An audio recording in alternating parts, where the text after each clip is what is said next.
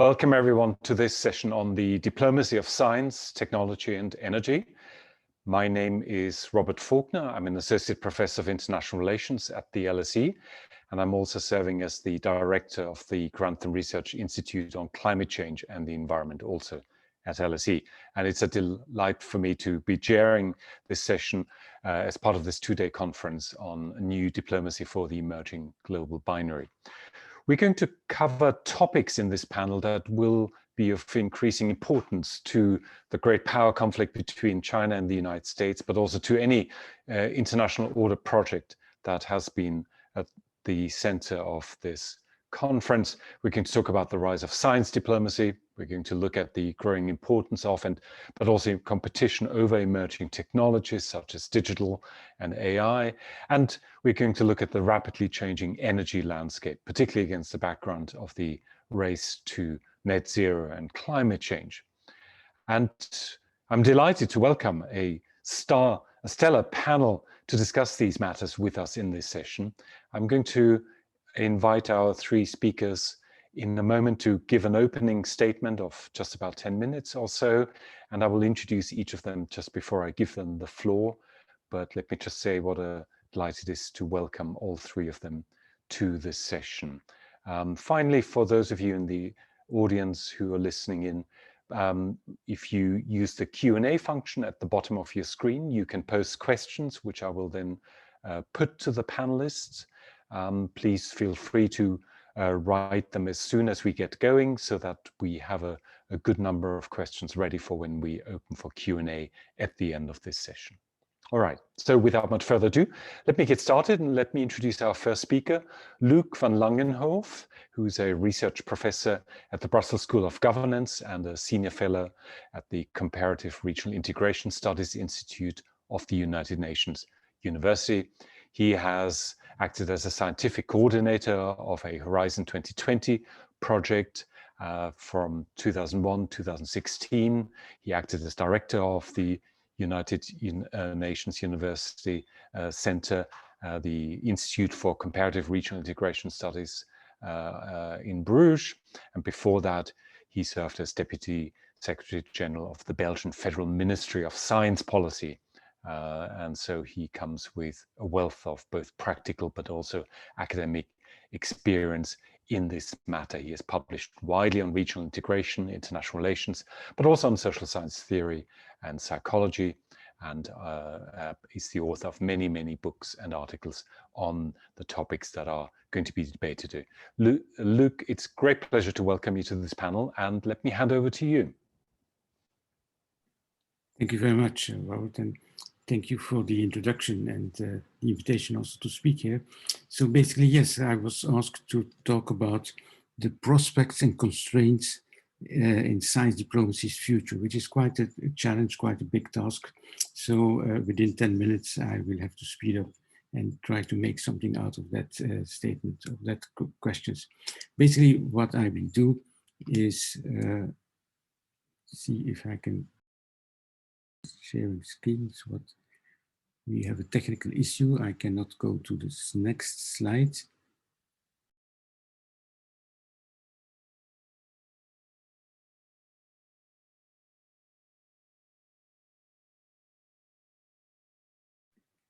So I'm having a technical issue that I cannot go to the next slide.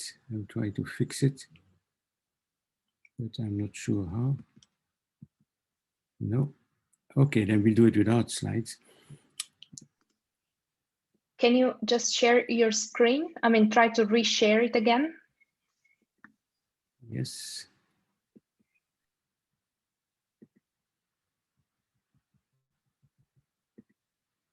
That should do it. Can you see this? Okay, let's maybe not waste time. I can talk without slides. Hi, Luc. Sorry, can you just stop the share and try again? Sure.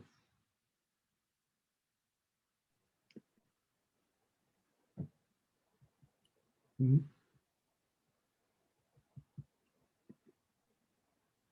Yeah, and now if you click right arrow, does that work? To go to the next slide? No, that gives a bus. You know, let me do it without slides. I can do that easily. Okay. So good. I will stop sharing. So sorry for the technical hiccup with slides. Basically, prospects and constraints, that's what keeps me busy. I translated that in 3 sub-questions, so to speak, that I would like to pose to myself and to the debate that we will later on have. The first one is, well, what actually can we hope about science diplomacy? What do we think that science diplomacy can, in an ideal world, deliver to society? The second question is, then, are there things that stand in the way to deliver from science diplomacy? Are there some constraints that make it very difficult, if not impossible, to fulfill the dreams of science diplomacy? And the third question is then, well, what would we need then? What is needed to make it all work? What are the what we call the enabling conditions? So basically, my whole PowerPoint presentation that you won't see, but you can get it later on, is addressed according to these 3 questions.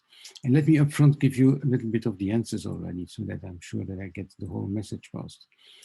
What can we hope?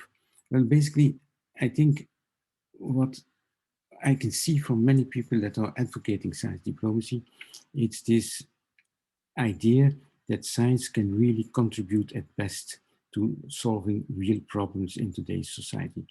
And that goes from security issues in the strict sense of the word to big global problems that we are facing with. And in that sense, I think that we are facing with society 2 very big challenges that call for a direct science diplomacy and scientific input, and I will come back to that later.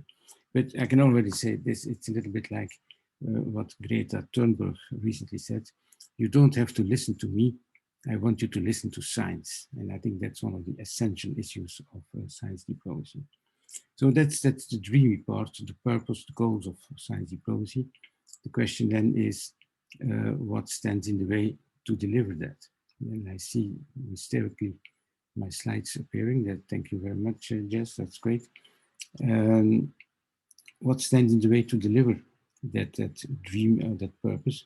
Well, there are a lot of things, and I will summarize them later on by saying there is a lot for starters, a lot of conceptual vagueness, conceptual fog, I call it, about science diplomacy that hinders really to go forward in a strict and systematic way. But also, and this is the main issue that I want to share with you today, that I believe that the activities in science diplomacy are too much driven by states and state interests, and that we lack a real commitment of scientists. So in many cases, at best, scientists go for one or another specific science diplomacy topic, but they are hardly involved in the overall organization. And that is gradually changing, but I think still a lot needs to be done to make science diplomacy, let's call it a more academic endeavor.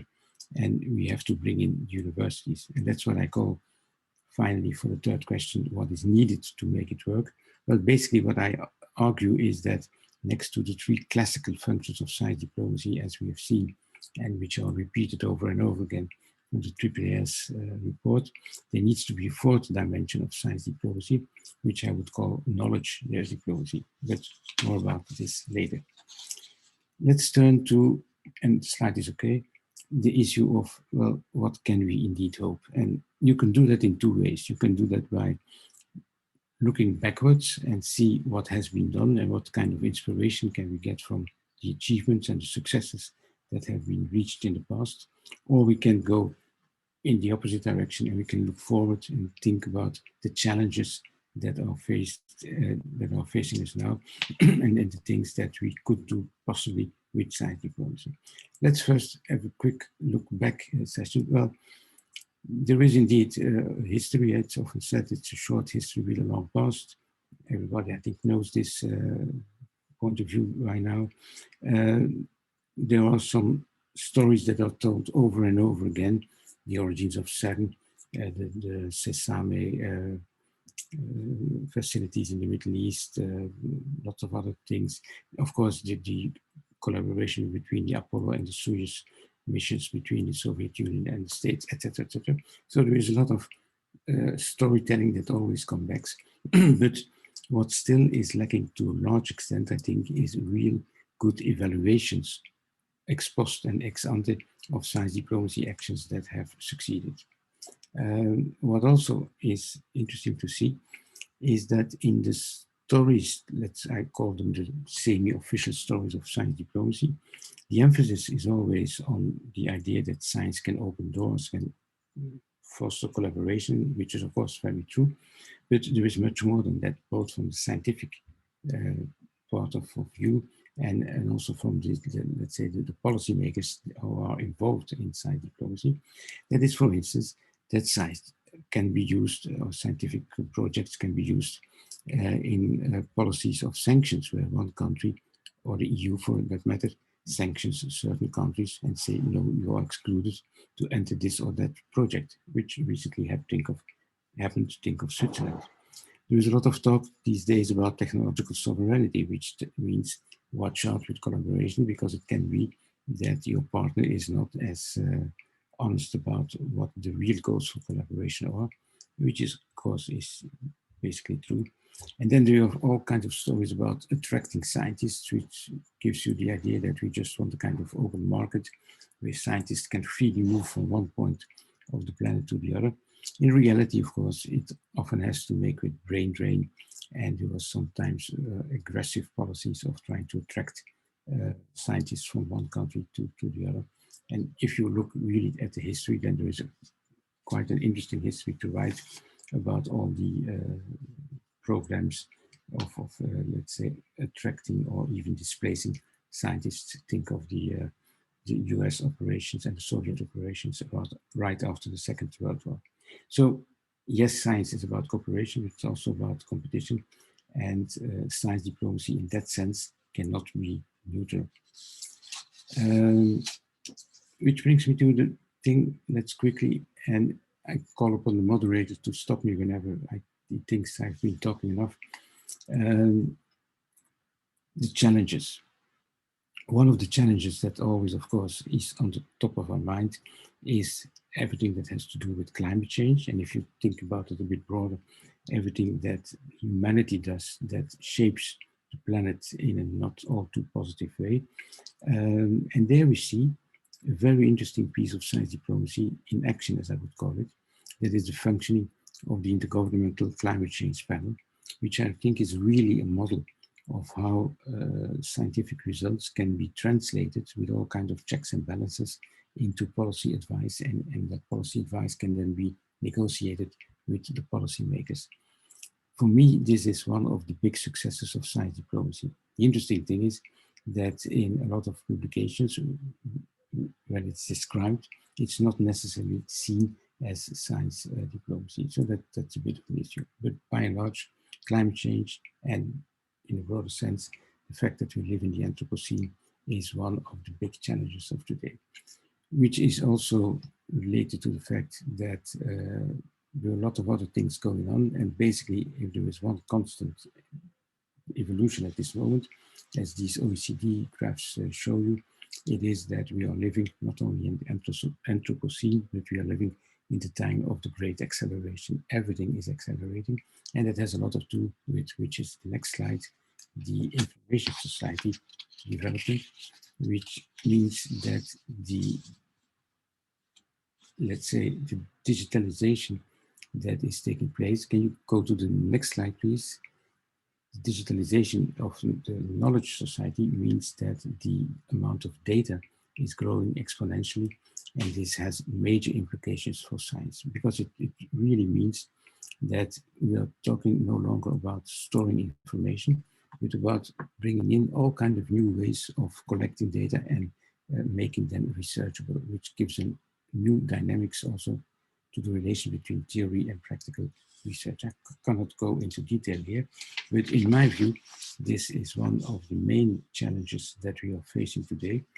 And because of the complexity of and the amount of information and knowledge and data that are available, we are creating a very specific situation That is that the old distinction between expert and non-expert is becoming blurred, in the sense that expertise is necessarily always expertise on a lesser and lesser part of reality.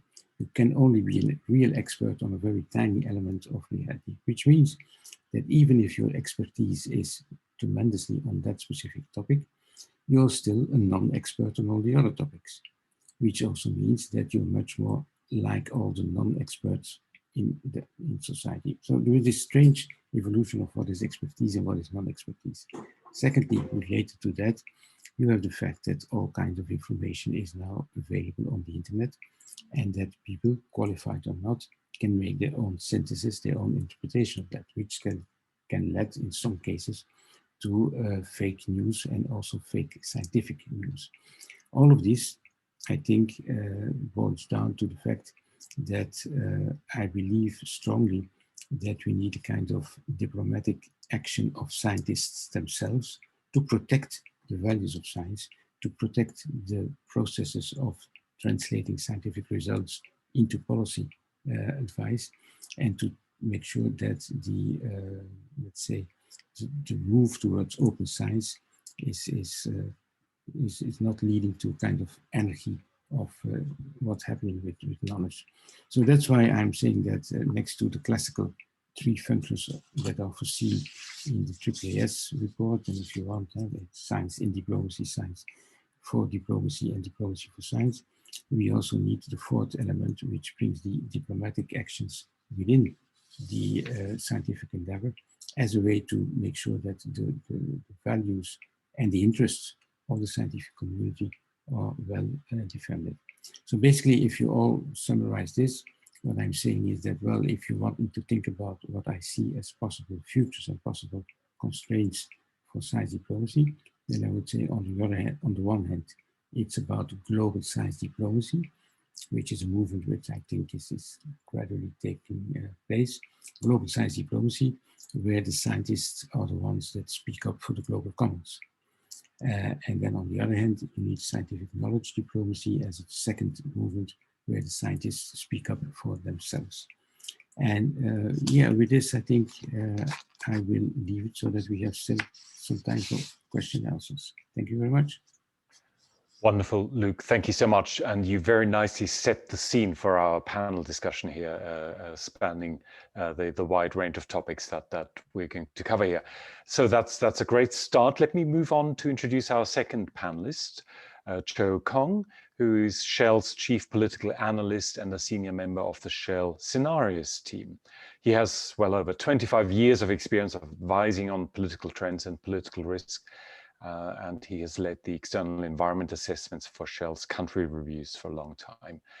He's also taken a leading role in developing Shell's global scenarios and long-term energy scenarios since the mid-1990s. And as such, he's obviously well versed with understanding how science and business interact and what role they play in a broader geopolitical context. I should mention he has plenty of experience of teaching those topics as well. He's the Academy Adjunct Fellow at Chatham House. He's an Associate Fellow of the SciDip Business School at Oxford, where he also teaches on the Scenarios program. But of course, I hasten to add, he's also an alumnus of the LSE, which is close to our heart here. So with that very rich background, both in the practice, but also in the more academic study and then the teaching of scenarios planning. And now with a shifting focus on energy matters, we very much look forward to hearing from you, Cho, what you have to say. So the floor is yours. Thank you. Thank you, Robert. Now, when I received an invitation to speak at this very timely conference, I saw that Robert was set to chair my session. And well, we haven't met, but I reminded Robert shortly before we went on air that I'd reached out to him a couple of years ago to ask him if he might be able to take part in a workshop that I was running. And the workshop was aiming to look at the political and geopolitical context, which could either help us as a global community, we are looking globally, help us as a global community or hold us back in reaching the target set by the Paris Accord, which we know is to limit global warming to well below 2 degrees Celsius above the pre-industrial norm. Now, it turned out, Robert, of course, kindly responded, expressed interest, but it turned out that the timing didn't work for him. So we unfortunately had to go ahead without him, and we pressed on. The important thing is why we were doing this work. Now, we were doing it for one simple reason, because we need to understand the nature of the global order and how that global order functions. Let me explain. So as Robert said, I'm part of the scenarios team in Shell, and we function as a kind of internal think tank in the company. And what we do is to set up the social, political, and economic context, and of course also the energy dynamics in which our business decisions play out. And we try to look long-term to see how those contexts might evolve moving into the future. Our remit is very broad, covers economics, politics, social change, and a myriad of other factors, as well, of course, as energy concerns. We also recognize, as Kishore Mahbubani underlined yesterday, that the present today is very different from the past, and the future will be even more radically different. Now, the point I underline today is that business survival actually depends on a clear, hard-headed recognition of that radically different reality, rather than clinging on to some outdated trope of how the world once was. We're meeting virtually today because we're facing a global challenge from a pandemic, COVID-19, which is still playing out. Countries around the world are struggling to deal with it. Governments are dealing with a health crisis, also increasingly an economic crisis as that's brewing as countries teeter on the edge of recession. There are social implications also emerging, and there may well be political consequences further down the road. Dealing with COVID-19 is therefore not a matter just for today, nor this year, nor even the next, because the consequences of the pandemic will stretch out over the decade ahead, the decade of the 2020s. This pandemic is a global challenge with a very long tail of consequences. Now, we also know that there's a much greater global challenge rearing its head beyond the pandemic, and that's, of course, the climate challenge and the need for a global energy transition. That global energy transition will take time to play through. The UK government has set a target of 2050 to achieve what it calls net zero emissions. Other governments are more or less in the same range. But the key point is this: that goal may lie some distance ahead, but the 2020s is the foundational decade when many of the hard choices on energy transition will have to be made.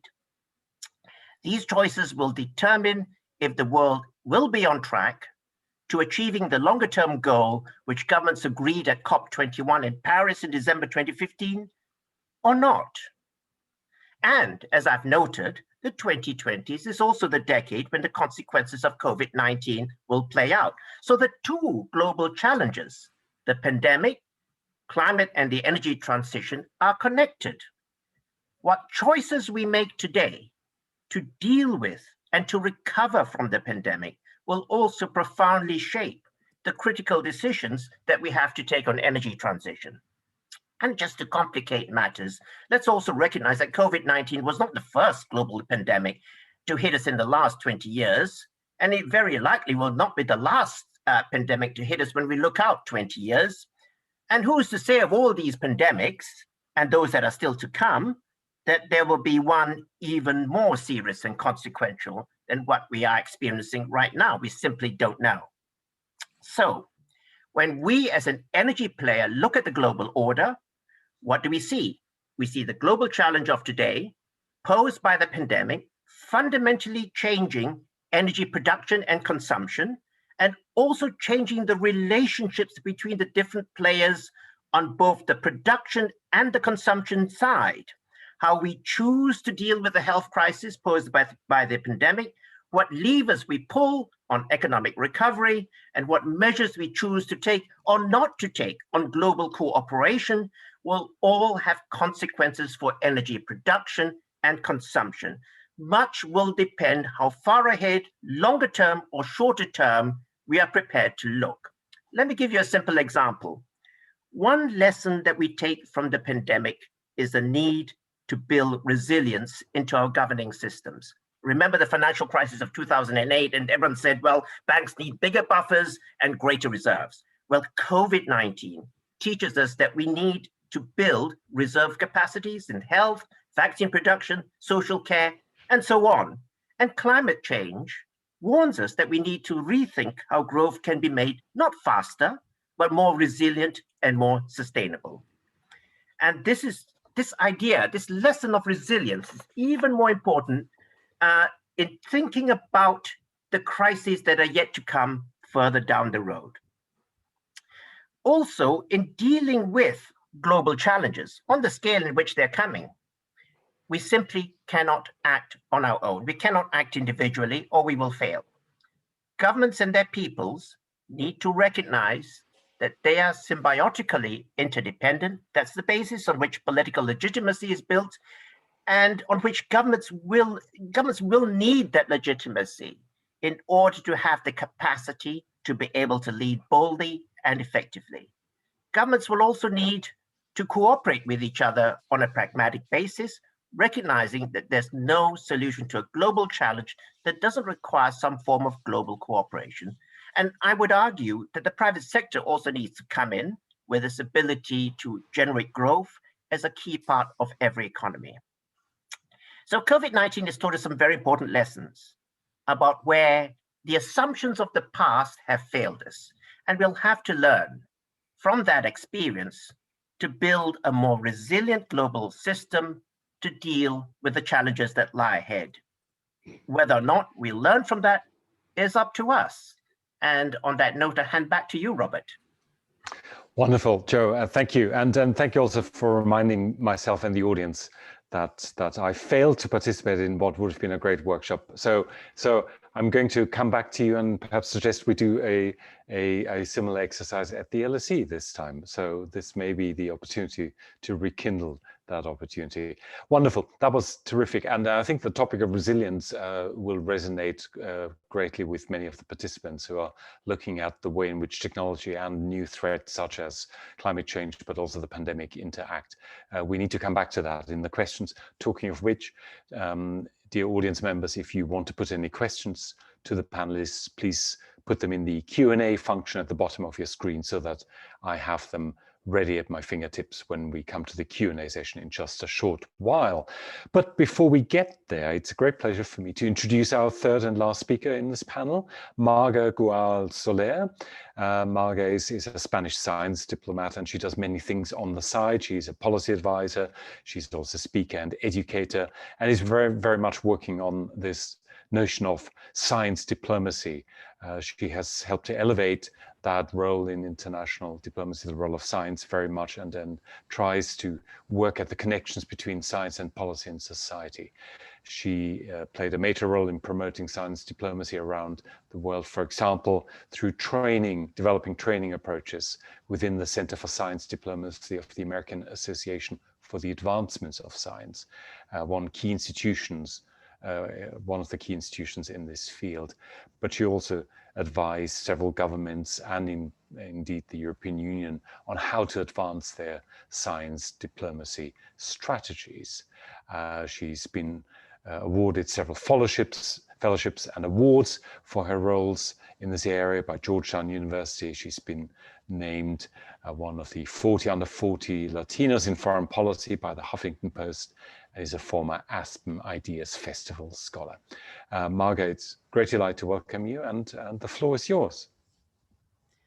Thank you very much, Robert, and thank you very much, Julia, for inviting me to speak today. I just want to check that my audio and video are okay, and I will try to share my presentation, hopefully with a little less challenge than Luke.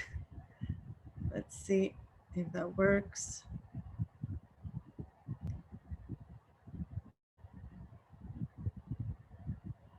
Crossing fingers. Okay. Still loading.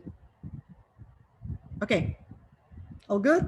If you can thumbs up. Okay, perfect. So I'm going to be a little more pragmatic. I think I've been in around this world of science diplomacy for almost 10 years now. I'll continue some of where Luke left off, because we have been part of sister projects of the Horizon 2020. As you know, there was a call for science diplomacy embedded in Horizon 2020 as really the first time that this topic became a priority and a research priority for the EU. And so I was part of one of the projects, the S4D4C, that I'll talk in a minute. And Luke was, of course, the coordinator of the LSID. And together with Insight, which is the third project coordinated out of Paris, we have now formed what we call the EU Science Diplomacy Alliance. So I'll just speak a little bit about what we have done and achieved, and then try to be a bit pragmatic about science diplomacy skills and how to make all of these big words happen in reality, and then talk a little bit about what I think of the future, where I think the future of science diplomacy is going. And so here you see this fish out of the water. This is how I felt when I finished my PhD in molecular biology 9 years ago. And I stepped into this world of multilateral diplomacy. I did my first fellowship, my first experience out of academia at the United Nations in New York, when the SDGs were being formulated, the transition from the Millennium Development Goals to the SDGs. So I had a front row experience in that process at the UN, at the Department of Economic and Social Affairs, DESA. And I was struck by the lack of scientists like me that were part of that process. And I knew that the UN had a bunch of agencies and programs and consultative bodies, but there were very few people with scientific thinking and scientific mindset talking about these issues of climate change, of food security, of global health, and all of those things had a very strong scientific component, but scientists were not part of the conversation. So for the past 10 years, I've dedicated my career to try to build this bridge, to build this nexus, and to bring more people from both sides into the boundary spanning space that we call, and I'm going to share with you. So this is the fish, the scientist, stepping out of the lab and experiencing this shock of trying to understand how science fits into this global policy environment. So the project that I've been part of, the Horizon 2020 S4D4C, using science diplomacy for addressing global challenges, has been an experiment to try to bridge those silos. So you see here the words research, practice, and training, because the members of this consortium have been universities, governments, international organizations like TWAS, which is part of UNESCO, and of course, diplomatic academies, and even social innovation institutions. And so this has been an incredibly productive cross-pollination between people that did not necessarily talk to each other on a regular basis before. And that means that we had to learn to speak and understand each other's language, and not just literal language as English or Spanish or Dutch, but the language of science and the language of diplomacy that are very, very different. So one of the outputs that I always like to show related to the training and education aspects of the project is this idea of, as I was saying, boundary spanning. So science diplomats can be defined in many ways. They can come from many backgrounds. Some of them come from science, some of them come from diplomacy, but also from the private sector and any stakeholder really. But the key here, what we found is the middle piece, the connection piece, really is about communication, and it's about building trust and getting to know the other, right? So I don't know about you, but when I studied my molecular biology pathway, I never came across anyone studying international law or international relations or political science or economics. Those were completely foreign worlds to me. And vice versa. So I know that diplomats are generalists, so they do know a little bit more about everything, but more and more as science and technology become more complex, there is a need for more in-depth understanding from both sides. And here you can see this is one of the outputs of our trainings, and it's an oversimplification. So it's the characterization of the world of science and how the scientific values and how the world of science operates versus the world of diplomacy. And of course, it's a little bit of stereotypical, because you can obviously find scientists that are risk averse and diplomats that don't like protocol. So this, take it with a grain of salt. But this is just to illustrate the different worldviews that each of the communities is trained in the traditional education system. And so one of the goals that we have, and we continue now through the Alliance after the Horizon grants have run out, is to really try to embed this in as many educational institutions as possible. And this is one of the things that Luke is doing. And as he well said, this is no longer something that we can have ad hoc. It's something that we have to embed in the training of every single participant in the science diplomacy ecosystem. And so a lot of the focus of our trainings has been to build this cultural dexterity, to build trust, to engage participants in simulation negotiations, to really experience what it feels from a scientist to see the world from the perspective of a policymaker or a diplomat, and how many competing interests come into play, because scientists tend to, in a way, they are comfortable with uncertainty, but once they know the solution to something, it seems to them a direct line between problem and solution. But actually, obviously, policymaking and international policymaking is extremely complex, and there are many factors that inform policy, and science does not dictate policy. And that's the comment about Greta and about what Luke said, that listen to the science, but not only science alone is not able to take us out of any of the problems, as we've seen with pandemic and climate change and every of the other complex global challenges. So we advocate for this space, for these boundary spanning networking type of exercises. We do them across the world with many institutions, both in the diplomatic side, but also the scientific side, to try to bring people to the middle and to really understand each other and start building a different mindset and a different framework for our global challenges. And one of the most important, and I think now I'm finishing, one of the most important directions that science diplomacy is taking is actually now championed by Switzerland. And I'm part of this project called the Geneva Science and Diplomacy Anticipator. And it's about anticipating the consequences of technology, both positive and negative, well before they are ready for deployment. Because we know we've had many experiences with things like genetic editing, like CRISPR technology, where the scientists themselves had to knock on the door of the policymakers and say, hey, we have a technology that's potentially going to change who we are as humans. And this is an ethical question, and this is a policy issue and needs some regulation. Let's talk about it, right?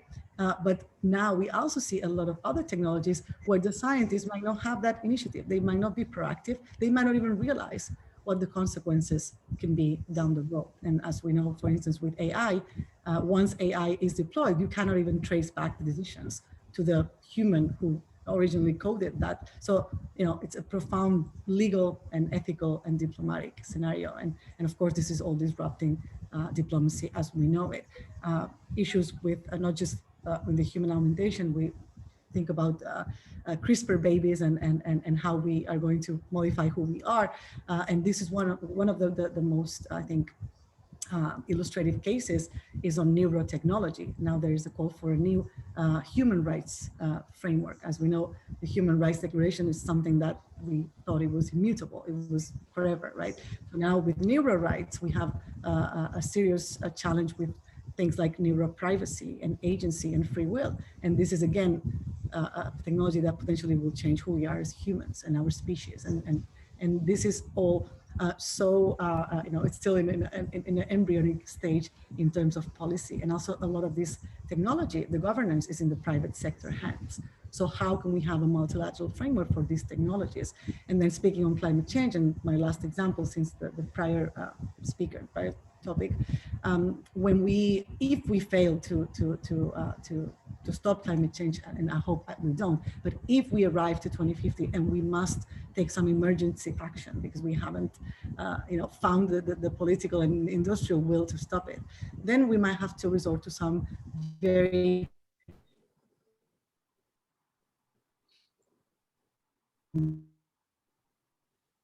we need to think about them now, not in 2050 when they are ready to deploy.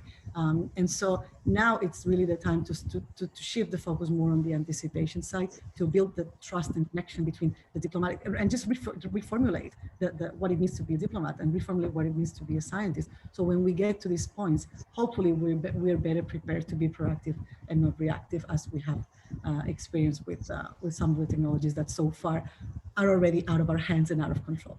So with that, I will stop and happy to answer any questions. Thank you very much. Wonderful, Marga. Thank you very much. I think we may have missed just for a short moment your last or penultimate sentence, but I think everything else came across very clearly and very beautifully. And thank you for that. It's great to see that this is happening at European level, that there's funding available to research these connections that you were talking about. Good. I have now an opportunity to bring in questions from the audience. If there are any more questions coming, please use the Q&A function or send me a direct message through the chat. There's a first question from Adiada Sribonsen. Historically, the question goes, historically science was weaponized and legitimized for discrimination. The example given here is genocide, so obviously abuses of science are widely known. How can we ensure that science diplomacy is inclusive and beneficial for all? And if I may, I'd like to add another twist to this question, another dimension, because science and the reputation of science is at the heart of this. We also know that science has often been contested, that the legitimacy of science is not always a given. Joe will know the long-standing debate on climate change and how contested climate science has been. We now see this in the pandemic, that there is also growing resistance around the issue of the expertise that is wielded to justify government restrictions. We know of growing resistance to vaccines. So I want to ask the panelists, and this is really a question to all three as well, to what extent do you think is science under threat, and the authority of science under threat from this kind of contestation that seems to be spreading in certain parts of society? Good, so let me put these two questions to you together, and I'll go through the panel in the same order. Luke, would you like to start first of all? Yes, thank you very much. It's quite an interesting and intriguing question because it's quite complex. The point is, I think, that we have to focus upon the role of knowledge in all the human endeavors that we are doing, and that to the extent that what is knowledge at one point for some people in the scientific sense of the word becomes a belief for other persons. So there is this idea that knowledge is always going back and forward between beliefs and empirical backing. And that makes it vulnerable, because that also brings in people who are not, let's say, driven by empirical research, that try to say, okay, we have scientific evidence on the one hand, but here is another statement, and the least you have to do is treat them at the same level. So I think there's a lot, and this is why I'm calling for this diplomatic function of science, to make sure that the public understands what it means to do scientific research. It's not, as many people think, that you have one study that is published and that says yes or no to this or that question. It is the repetition of studies after studies that brings a corpus together that we can analyze at the meta level, and from which we can derive policy recommendations and stuff like that. If you give me one more second, I would like to say something about Greta Thunberg. Of course, I'm totally in line with what Marga just said. I think indeed you have to be careful and not think that science is the only power in the policy field that will solve the problems. But again, the issue is that you have to make sure that the audience understands that scientific knowledge has a very special status and that you cannot bring it at the same level. Also, I give it always the following example. If you talk about the evolution of life on Earth, then there are quite some people that tell me, yes, you have Darwinism, but you know, there are some loopholes in it. It's not all, let's say, supported by evidence on the one hand. And then you have things like the intelligent design. Well, at least you should give school children the chance to be confronted with both, and you have to put both at the same level. And that's why I think, no, we should not do that. We have to keep on telling that science has a special status. I will leave it there. Thank you. Great, thank you. Joe, how worried are you about populist skepticism towards science and the kind of the downsides of scientific progress? I think, well, I'm extremely worried about populism in general, because it always looks for simple answers to complex problems. So that's a general point. And the problem specifically with science is the tendency, if I look at our responses to the pandemic, the tendency of politicians, on the one hand, to say that they're guided by the science, on the other hand, where they hide behind the science, but really it's up to them to make very difficult political decisions for which science actually doesn't give them an answer. Science can set up the facts, but they have to make a decision which they know might be very unpopular, but they rather look to see if they can blame it on someone else. So I think that's really at the heart of where we are. We can blame populists, but I think we have to look at our political leaders in general and to ask ourselves, are they being honest? Are they being clear?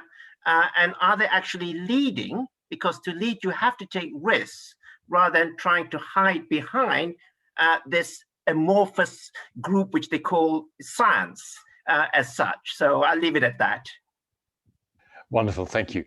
Marga, same question to you. There's actually a second question directed to you. Let me bring it in because we are actually running out of time very quickly. And Kathy Kang asks, somewhat, as she says, a far-fetched question. Do you think there's a possibility for creating AI diplomats? Not quite sure where that one is going, but I'm sure you have the answer to that. Perhaps you can tackle both. I know where that's going, and thanks for that question, Kathy. First, let me address, Robert, your question about public perception of science and mistrust. And I think that there's a very clear answer of, that mistrust. Actually, a big part of it comes from, some campaigns by the oil industry over the last few decades to try to deliberately undermine the science supporting climate change. And so we can attribute some of that to those past decades. Not thankfully now that is settled, but it's been a huge delay in our capacity to act thanks or due to those deliberate distortion campaign for science. Then the question about the I would call the dark side of science diplomacy, about espionage, about science colonialism, about genocide, of course. And this is one of the biggest fights that I have. Science diplomacy tends to be viewed, especially by scientists, in a very naive way. So science is, kind of a global good, and the scientific values and the scientific mindset are kind of transferred onto diplomacy.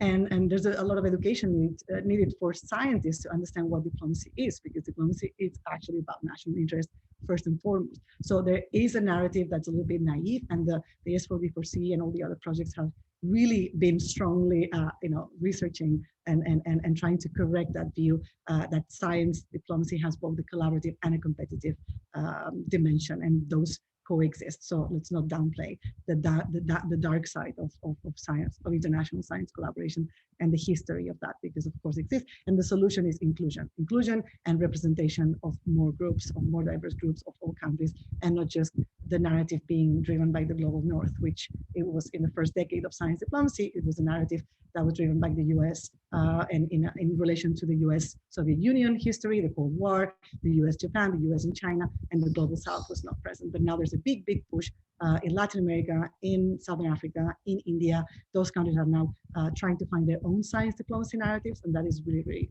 fantastic and amazing. And the last question about AI, yes. So in Geneva, actually, there's a new Center for Science in Diplomacy. The University of Geneva and the ETH Zurich have actually launched a program for computational diplomacy and negotiation engineering. And they are going to use AI to simulate some of these negotiation test out scenarios and help negotiators, of course, harness big data and AI to optimize negotiations and hopefully, optimize a very manual and process. And it's a very interesting then contrast between kind of the art of diplomacy, right? Because diplomacy is an art and a lot of skills really cannot be, we think that cannot be simulated by machines, but maybe yes, because as machines become more and more intelligent, maybe they can do it better than us. And that's a fascinating question that we'll learn more very soon. Thank you. Wonderful, thank you very much. That's fascinating indeed. I'm glad you were able to pick up on that question in the end. I'm afraid we're out of time. One of the unfortunate side aspects of being a chair is that you have to bring interesting conversations to an end just as they get going. And in this case, we have run out of time. I know there's the next session starting in just about 7 or 8 minutes, and I'm on the strict orders to give you all a break in the audience, but also the panelists. But before we do so, let me thank our fantastic panelists, Luke, Joe, and Marga, for a stimulating session. And I hope to see you all in the next session that's starting up in just a few minutes. So thank you very much. Bye-bye. Thank you. Thank you.